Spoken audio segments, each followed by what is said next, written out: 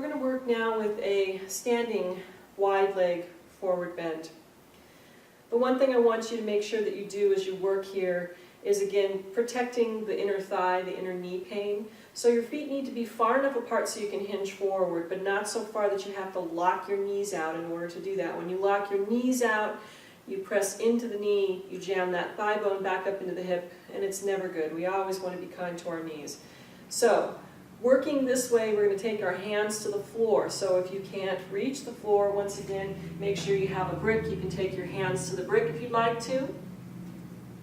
Nice, wide, open stance. So again, wide enough so you can hinge forward, not so wide that you're completely locked out. This is too far for me. I'm completely locked out with my knees. So bring that in a little closer, and then I want you to pigeon toe your toes in a little bit.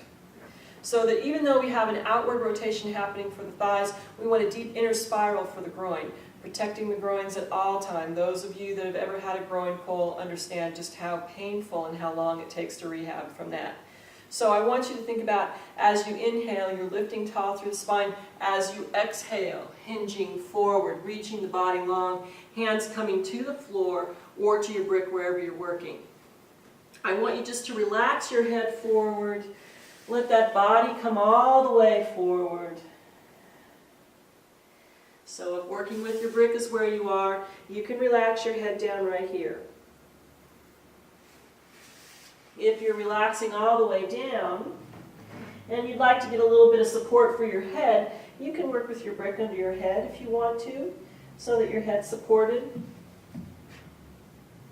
or not. I just want you to relax and breathe into the inner thighs, into the hamstrings. Let the body hang forward. You can take your hands out to the tops of your feet if you'd like to. You can also work with your hands about 8 to 10 inches apart and relax your head down towards the floor. You're pressing into your palms and drawing the inner elbows in towards each other. We don't want any chicken wings, so keeping that space so that you're still working with the hands even though the legs are doing most of the work here. Alright, so we're going to work with a twist first. Taking your right hand to the top of your left foot, you can take your left hand to your hip and lead it there, or you can extend that palm up, palm facing the same direction that you're looking.